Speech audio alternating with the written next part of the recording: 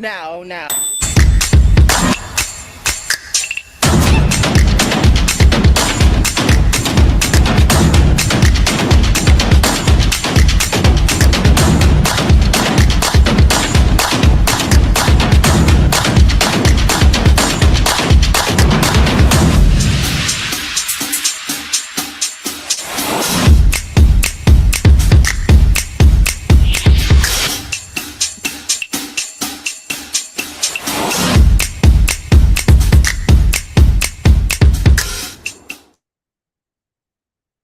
Well, hello, everybody. It's Juli Pitra, and it's time for Pitranomics Thursday Talk. And we are going to talk about my 10-part strategy to grow, protect, and transfer wealth. And I'm really excited about this week's topic. I hope we have a fun and interactive session. In fact, I'm going to be calling on some people. But a little bit about me for those that don't know. I'm Juli Pitra. I'm originally from Colorado Springs, Colorado, but I live now in the DFW area of Texas. I'm a realtor, I'm an investor, I'm a coach, and I just love sharing this part of what I know. It's good for me. It's building a community. It's leaving something behind so my kids can hear my words. And while they're not listening, maybe not, hopefully later that they will. This 10-part strategy is not guaranteed to be rich like Warren Buffett. That's not what it's designed to do. It's designed to help you live your most optimal life. And so if you're with me, let's get started. I am going to share, hold on. Every time this happens, I am going to get my presentation ready, wherever it is, because I was just looking at it. And there we go. I just love this stuff. Okay, where is it? Now we're going to share somewhere. By the way, I'm very thankful that I have help with my presentation. Shamir is here to help moderate. Awesome. Just love it. So let's get this going. Don't know what it's showing, but here we go.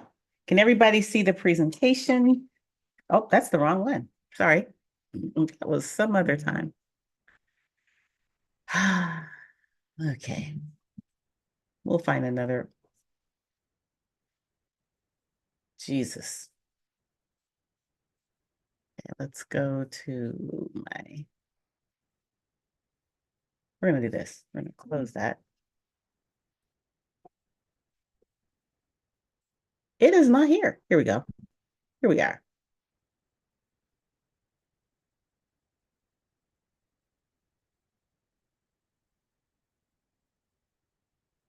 Okay, this is what you need to see. Sorry for that. All right, so Pitranomics has 10 parts in the strategy. And the first part is trying to get an understanding of where you're starting your journey. So the first time you go through an iteration, it's really important to define where you're going. And so last week we talked about those directions, those goals. Those are your end of life goals. And I call them EOLs. And those are those goals that are so important and so crucial. They give your life purpose. They're what you dedicate your life to. And that's awesome. It's great to know where you're going. But now let's figure out what you need to take along the way. And so that's what this strategy is all about. We have to determine what our resources are to make that happen. So again, the assessment, which is the part of the first iteration, is to find out where you're going and what do you have to get there. So let's recap what we talked about last week with the end of life goals. You have to take some time to reflect as to what's important to you and what do you value and what would you regret not doing. And from that, you work out some specific goals. And at this point, you want to just start putting as much up there, because on your board, on your whiteboard, on your dream board, whatever it is you have, you just want to start throwing stuff at that and figure out where things start coalescing, and then you prioritize what's important. So for some reason, some people, it's all about family. People, it's all about legacy. Whatever it is, it's up to you to determine what's important. And then you prioritize to maybe 3 major life goals. Because if you have more, I think you become distracted. I like 2 to 3. There are many different strategies for accomplishing your goals. Sometimes they say a top 10 or top 2.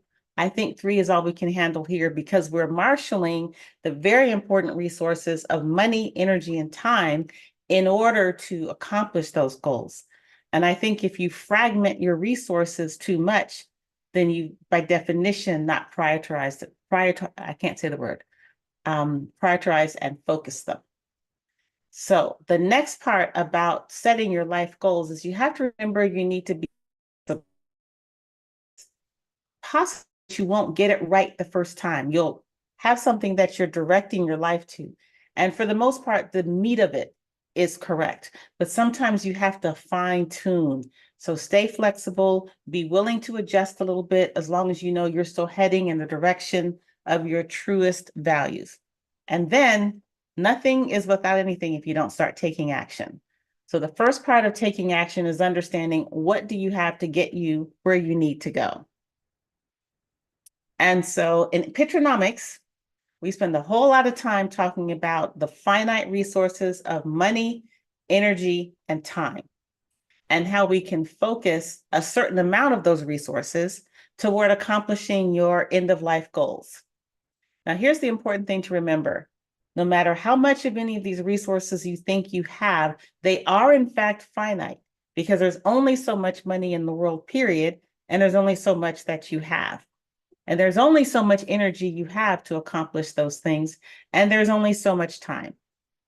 So in order to start thinking, I have major goals to accomplish, I want to prioritize these limited resources in pursuit of those goals, let's stop mucking around, let's get to work, let's get them focused on what we're trying to do. So let's talk about resource of money. And we're going to talk about all 3, money, energy, and time. And it's going to look a lot like this because you're going to want to focus first on your goals. What is it you're trying to accomplish? Without having set goals, it's very difficult to figure out what to do with your money and how to make it work best for you. So here's an example that I hear a lot, that I heard today. I invest in real estate goal quite a bit. But to me, that's not a goal because you haven't figured out how much money you want to invest, how much money you want that money that you invest to make, how long you want that money that you're investing to be working, what is the goal of what you're growing to accomplish what particular thing in life, and how important is it? Is it more important than the whims you have along the way? Is it strong enough to keep you focused when other impulses may distract you? So the first part of any successful venture is to make sure your goals are clear. And in Pitranomics, we talk about end-of-life goals. And just to recap again, what you do is you start at the end of the life. These goals, you start by defining, if I am between right now, today, and death tomorrow, what would I regret not accomplishing? So that's where we're starting, and we're working our way back. We're trying to figure out whatever that is that's so important that if at the end of your life, you're like, oh, the deepest sorrow is that you didn't accomplish something, well, let's get to it. Let's get to making that happen. So once you have that goal, this is what helps you prioritize. This is where you start to build your plan. And with money, you have to budget. And I hope people share a lot with me today because I'm going to tell you right now, I think I've done a pretty good job of budgeting and focusing the money throughout my life, but right now things are in a bit of disarray. It's a little frightening because I'm not 20 something or 30 something. I'm almost 60. Now is not the time to be making big sweeping mistakes. So I'm trying to take the time to be very careful, to work with the people that I have to give me advice. What is the plan now? How do I budget? And I don't want people to think that I am skilled at every single part of every tool that is used in something like Pitranomics. I'm not. I ask for help. There are some places where I am woefully deficient. Thankfully, in most of those areas, I know someone that's a lot stronger than I am. So trying to create a budget and trying to create a cash flow plan are not my strong suits. I understand completely how important that those need to be done, but it's not my strong suit to actually create it. So thankfully, I have that help. My husband's really good at it. So once you figured out what is the money supposed to do, what are the many things you want it to do, then you have to do what you can to optimize the use of that money. And an example is making sure you're constantly paying for things that have to be paid for. So if you are planning something that requires accumulation so you can invest, make sure you're taking your savings, your accumulating machine off the top. Don't wait and say, let me see how much money I have left at the end of the month before I figure out how much I'm going to save. Look at your expenditures, look at everything, see where you can tighten up and set that money aside first. I think my husband and I did a great job of that early in our career or early in our marriage, the career of marriage. But let me tell you, as your wealth grows, so do your wants. And sometimes things get a little loose. And right now I'm in the process of trying to tighten up. And it's not fun, but it's necessary. And I know I'll learn from it. So if you can get your expenses paid automatically, I mean, don't go crazy, get your savings taken care of automatically, make sure you're contributing to whatever you need to contribute to automatically, and it's out of the way. Consider that money untouchable. You've optimized the handling of your money because you've already directed it to work without it having to go through your hands. Just make sure you watch over it. And make sure you do that consistently. Consistency is one of the most valuable parts of success. So let's talk about if you're facing overwhelming debt. It's overwhelming to think about, I've got $100,000 in debt. So that's not how you think about it. You say, okay, it's going to take me 5 years, 10 years to chip away at this debt if I do X, Y, Z every month. So you focus on month of April. I'm going to take the steps I need to do X, Y, Z this month. Next month, May, starting over, fresh slate. Maybe I didn't quite do it in April, but I'm going to stay focused on doing it in May. And the important thing with consistency is not to beat yourself up for what's in the past. Build yourself up for what you can do in the future and work your way to getting rid of all debt that's not earning income or revenue for you. Because that, to me, this is my opinion, just dead debt. Don't have that stuff that's tied to a depreciating asset unless you've done something strategically to make that make sense for you. And another important thing, please remember that Pitranomics strategies through life and most any other successful strategy in life, it's not a sprint, it's a marathon. You have to take time to refresh yourself, to rejuvenate yourself. So as far as your money, you have to plan for whatever it takes to fill your cup. Maybe it's a vacation. Maybe it's some experience with your family. Whatever it is, we used to, when the kids were little, this wasn't a lot of money, but we had, when the kids were small, I forget what it's called, like a junk food night. They didn't have junk food often. Would go and just buy out the store. And this was something that made them happy. It made me happy to see them giddy and slightly sugar drunk and fall out. And we'd watch movies. And I felt like, okay, I've done some fun mommy stuff. Because a lot of the stuff I did wasn't fun mommy stuff. And you can get kind of burned out. And the important thing is you keep this process going, don't burn out. And then once you've had that refreshing moment, don't take too long with it. Laser focus back and pay attention to what it is you're supposed to do. So plan for your rejuvenation periods, but don't engage in in instant gratification. Don't splurge beyond what keeps you on track for your goals. If you have a little extra money and it doesn't have a job to do, maybe you splurge that. But don't take away goal money, rent money, food money, or anything like that, an impulse whose impact is maybe 30 days or less. You can't spend your money on everything, so make sure what you spend it on matters the most. And the other part with almost everything, not everybody knows how to create a budget and stick to it and handle money. This is not something we're taught as Americans in school. So seek professional help, get help. Maybe it's a financial planner. They can be very useful at helping you develop a budget, at helping you understand what steps you need to make to accumulate a certain amount of money once you've defined that certain amount of money is necessary for your end of life goal. Now, they can't make your goals for you, but they can help you understand what you need to finance. So that's specific and professional advice. Don't.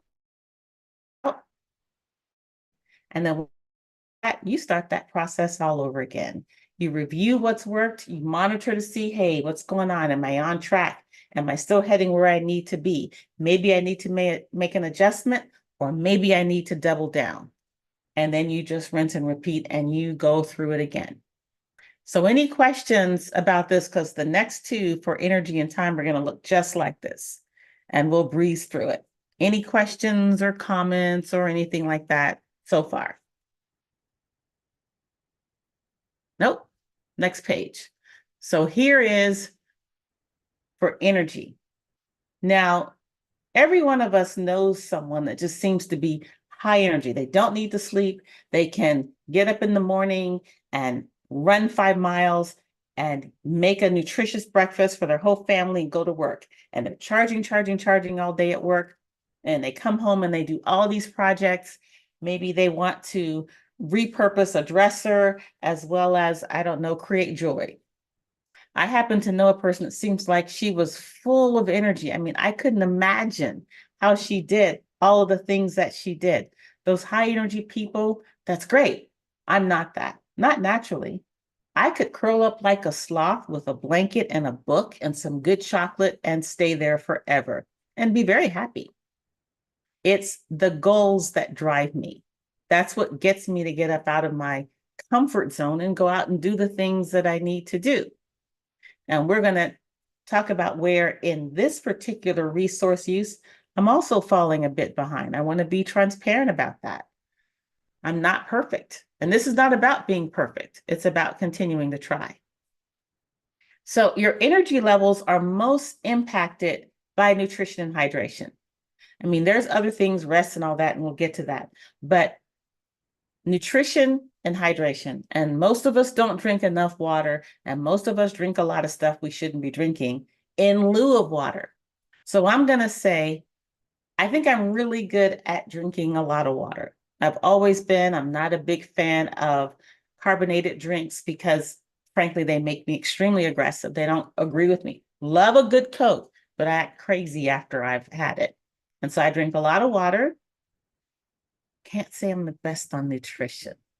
I like my cheese. I like my smoked meats. I love chocolate.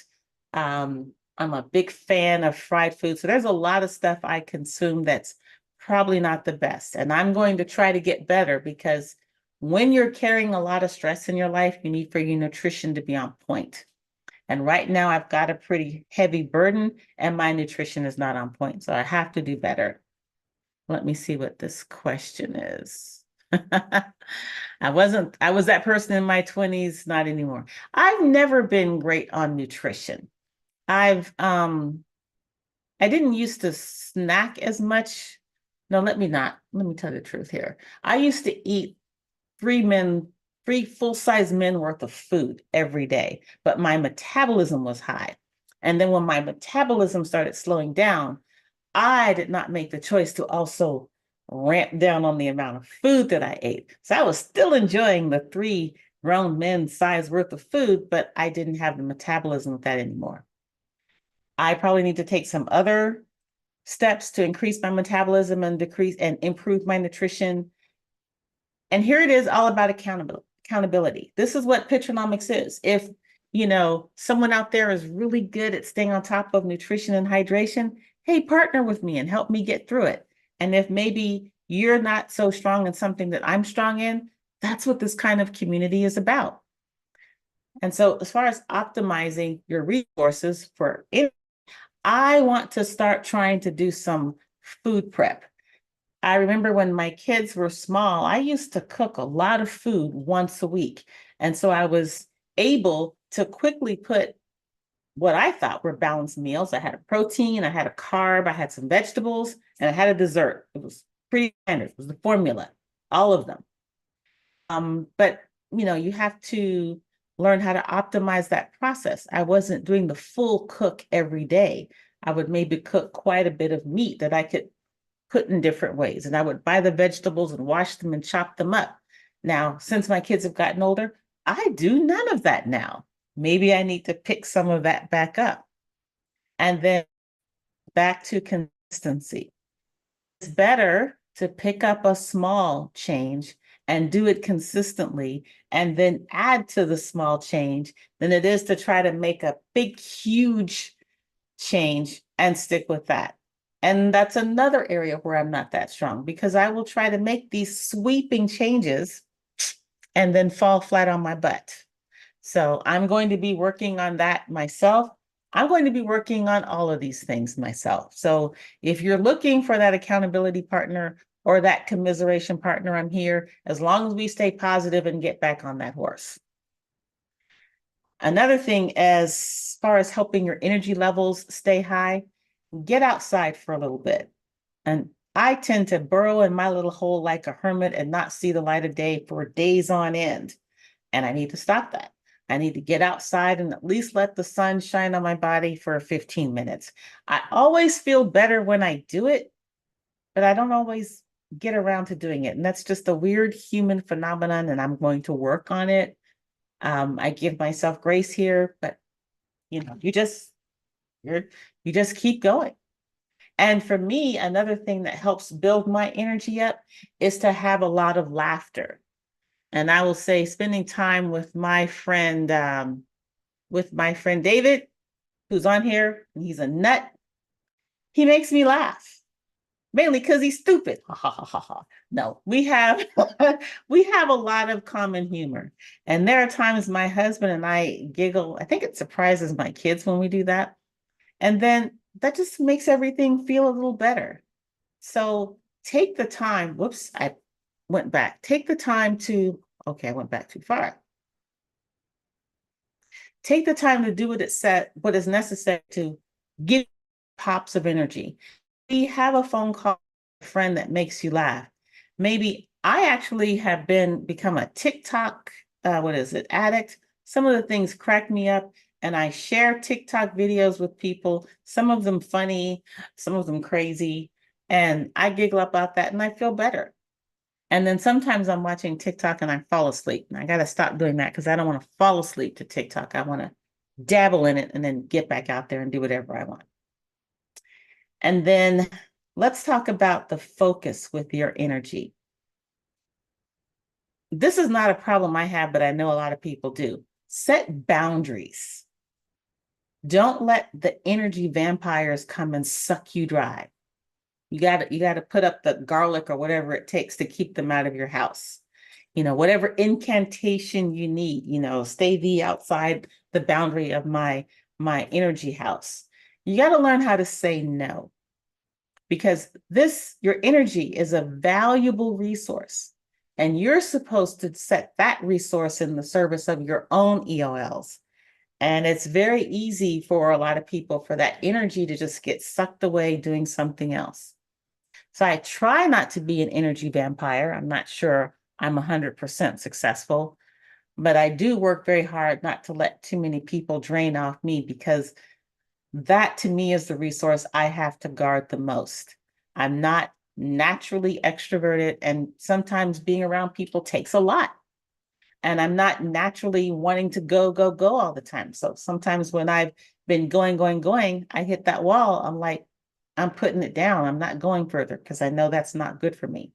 So whatever boundary you need to set, learn how to set it, learn how to say no, and say no with grace. You don't have to be angry about it. You don't have to be defensive about it. Just if somebody offers you, hey, I'd like to take a big slice of your energy, just say no, thank you, and keep it going.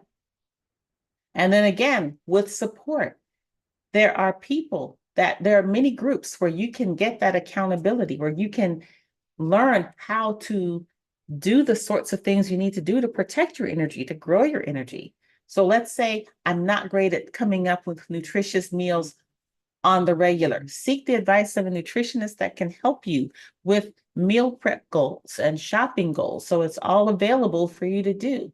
Or maybe someone who can encourage you with consistency to check in. Or it could be your phone, set that alarm, get up and get a little exercise, or make sure you go to bed. One of the things I've started doing is putting my phone on do not disturb at 7 p.m. If I choose to answer it, great. But if not, that has been a great deal of help for my stress levels, is to just say, at some point, I am no longer available.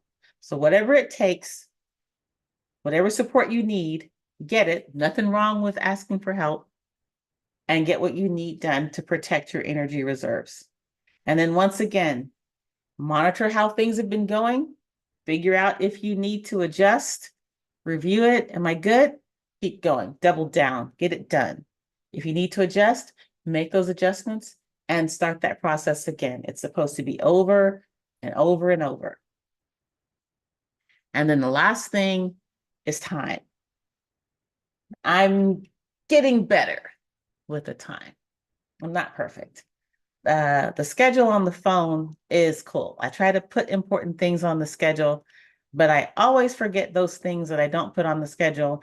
And I often forget those things I don't look at the night before. And today I forgot a couple of things and didn't have time to go and address it. And I feel really horrible when I don't stay on top of obligations and promises. And I forgot an appointment today and remembered it about half hour past, and I haven't gone back to correct that. It's really inconsiderate. But yes, I've done that, but I'm going to apologize. I might have to make some sort of gesture, and then hopefully I can keep going, because it is not appropriate to just leave people hanging. Sometimes it happens. So as far as your goals, start again. This process goes again. What is it you want to accomplish? And if you take care of basic needs, so food, shelter, work, family, loved ones, you've taken care of all that. What's left in your day is what you use to accomplish your EOLs, because you have to take care of the basics and then the rest go to EOLs. So then you have to prioritize your schedule. So you need to put the big slots in. And I'm going to tell you this, for me right now in my life, prioritizing is not a strategic thing. I'm in a reactionary state with the priority of my time, and it's not efficient for me. But I feel like I can't get out of that right now. So I'm just like, let's do this. And it's like something's come up. Okay, what's dropping? This. Okay, do this. All right, now we're gonna take care of this. Okay, what's next? Boom. I don't have a time to chill and be strategic with my time. I'm looking forward to that day. It's not right now. Right now I'm in stress emergency mode, but I'm making a plan to get out of it. Y'all, send me some good thoughts. You optimize your time by doing your most challenging, important tasks when you know you're at your highest energy. So my mother, for example, was a night owl, and she would work on the things that meant the most to her in the middle of the night. This was after a day of work, because during work wasn't when she could do it. Before work wasn't when she was at her best. After work, she needed to sort of wind down from work so she could then transition to do what it was she actually wanted to do. And you got to keep in mind, you got to rest your body, you have to hydrate your body, you have to feed your body. But sometimes your most efficient, productive times, you have to protect those and put them in service of your EOLs. This is after all of your other obligations. And then you have to do that consistency. If you know that your most optimal period is, say, between 5 a.m. and 7 a.m., get up, time block that time, and do that work between 5 a.m. and 7 a.m. But if you know you're going to be completely useless between 5 a.m. and 7 a.m., don't block that time to do the most important things for you. Always, most important, with your highest and best blocks of time. And no matter how great and how efficient and how effective those blocks of time are, you need to make sure you take a break. You don't want to burn yourself out. So even if it is you're working, set an alarm, get up and walk away. And I'm horrible at I'm horrible at this. I don't do this enough. I'll be like, "Argh." And there have been so many times I've been grinding on my computer and then I woke up on my computer. My back's hurting and I probably haven't eaten. So I'm working on that. Everybody's working on that. But take breaks, go to lunch, shoot, eat lunch, whether you go to lunch or not, eat lunch. If you need to eat breakfast, have a conversation with a friend, read something inspirational, read a book about managing your time better or, setting those boundaries, whatever it takes. Take that break and then again, get back in and focus. Now, for me, when I'm working on things, especially when I need to think through something, write something, be on my computer, I need to be somewhere with very few distractions. And I have a place that I come, it's like almost designed perfectly for me to do what I need to do when I have a lot to do. I can think here, my brain works well here. I have it set up perfectly so that I can either listen to loud music that blocks out a lot or I put on my headphones and there's nothing really that I look at that distracts me. There's no one coming and calling me away and there's nothing that makes me go, oh, I need to take care of that. I just let it go. This is just a place to come and work. And I protect this place. I protect the energy here. I don't let it get to a point where I can't come here and work. Now, as far as your time, you need to learn how to delegate. Hold on, let me tell myself, Julie, you need to learn how to delegate. I'm horrible at that. I don't know how to delegate. I'm bad at outsourcing. I tend to do everything, whether it's crucial or urgent, immediate, or I'm just like, I am the bottleneck. And I know that I need to change that. I just can't seem to do it now in the midst of what I have going on. But I still know it's important. It's still on my plan to take care of it, or at least improve it, even though I know I'm not doing it that well right now.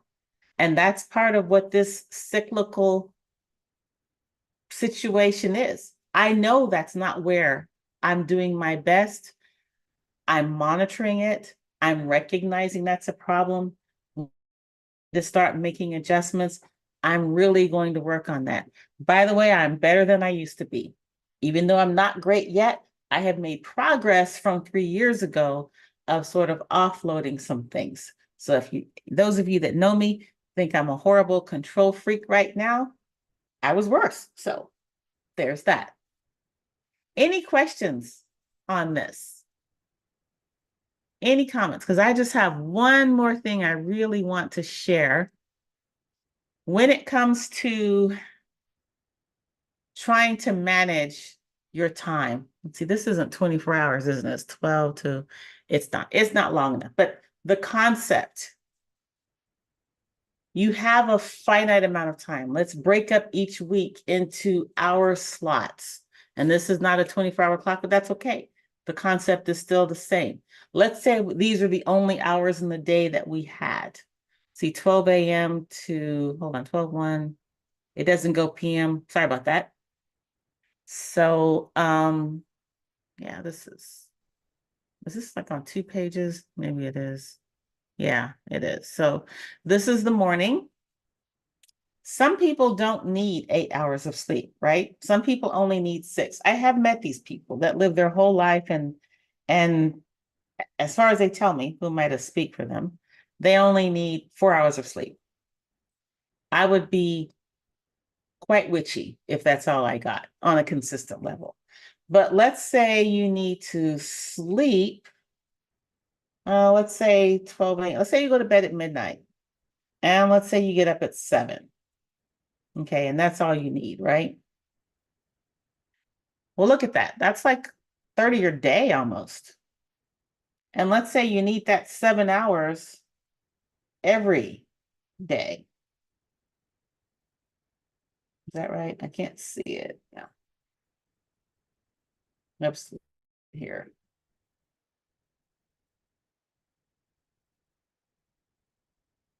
I'm gonna get it.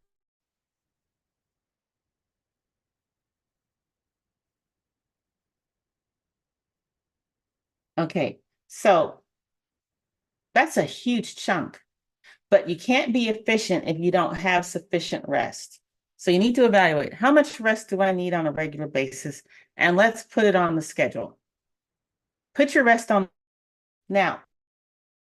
Those of you that know me, you've seen me go through something like this before, because it's very telling when you realize the stuff that you have to do just to make sure you can work and provide shelter and have fun with your, or connect with your family, not even have fun, connect with your family, all of that stuff. What's left over? A whole lot.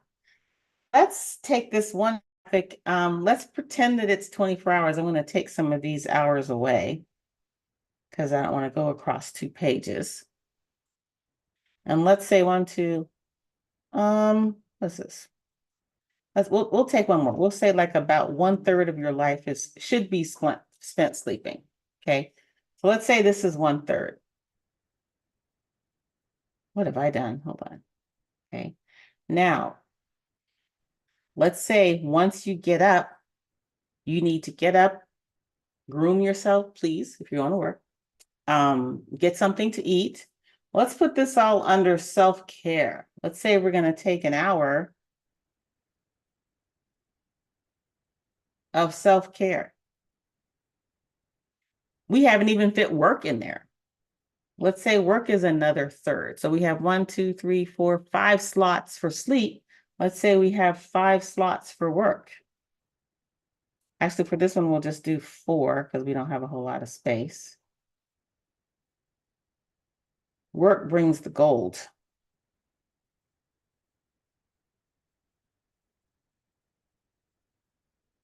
Those are cool colors. Okay. Now let's think about this. You've fed yourself, you've rested yourself, and you've made some money. Let's say you have about 1/8 of your week left. You know what? We're not going to be 5-day-a-week workers. We're only going to be, or 7-day-a-week workers. We're going to be 5-day-a-week workers. Okay. So let's say we're going to take Sunday as a day of connecting with family. We can't, let's make it gray. We have family, and you can't really tell. We're going to do, let's see if that works. Yep, that actually shows.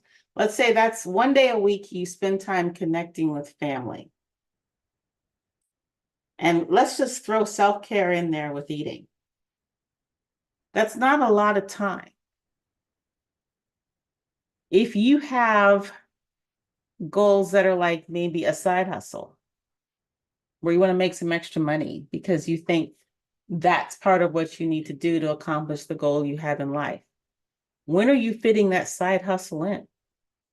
If you're not able to fit it in and say the hour or 2 you have left, that means you're taking away from your work, which can be a problem long-term, or you're taking away from your limited amount of self-care, which can be a problem, or you're taking away from the rest that you need to keep your body at its most optimal. And that's a problem. One of the easiest things to do to get the concept of how important it is to prioritize your resources is to do a time map. Just look, take a few days to figure out what exactly you have been doing, and then figure out, am I being strategic at all? So I remember years and years ago, I met a couple. They were a lovely couple. And at the time, they had 1 child, and I think now they have 4. And they were like, oh, we want to do what you're doing and blah, blah, blah. And I was like, my kids are mostly grown. I don't have little kids. I'm not having another baby. I can tell you that the time I spend doing this is not helping to shore up my marriage, or actually I'm doing it beyond the being able to get proper rest, and I'm not necessarily eating the best. I said, this is crazy how much of my time it takes to do what I do. And that was a few years ago. Now I'm ready to really ramp it down. I am ready.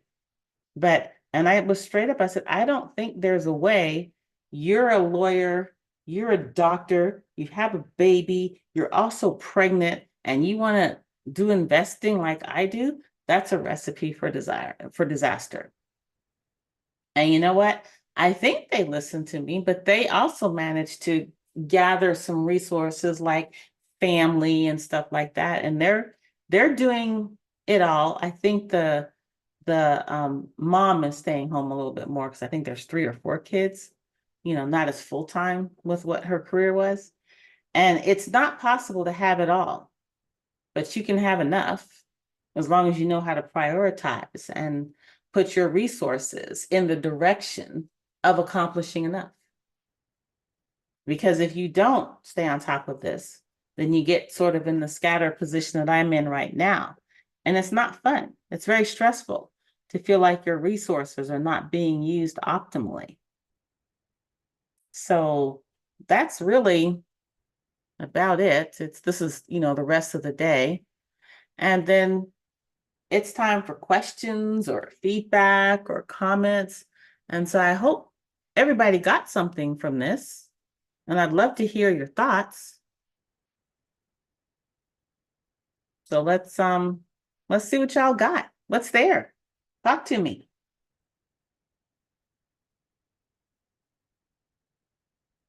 Hello. Oh, we dropped off a bit. There were a few more people. Hey, Dre. So it looks like probably not going to be as much interaction with this as I would like, but hopefully somebody took a little something that will be useful to them in the future. And I won't I thought belabor it. Hmm? I thought it was very useful. You thought it was useful? Thank you. Yeah, a lot of time and energy went into that, and I think that was laid out very well. I really think that we should do this one again when there's more people, so that they can actually see how it all ties in, because Well, it all ties together. I have a pretty exciting special guest next week, and he's going to talk about, he's a business planner, but he's going to talk about basically planning and using of resources to get your journey started. So I had a great session with him a year ago or something like that, and he's going to come and spend a little time with us. Just an inspiring guy. So some of this will really hit home next week. Like I said, your resources are finite. You have to manage how you use them in the most strategic way. And then if you don't do it perfectly on the first iteration, pick up a little bit on the second, pick up a little bit more on the third, and just keep going. Just keep improving bit by bit by bit, because Pitranomics is not about a sprint to quick wealth. That's not it. It's about the journey to an optimal life. And I hope you guys are with me on that. So thank you for joining me. And I hope this meant something. And I will see you guys next week. Bye bye. Bye bye.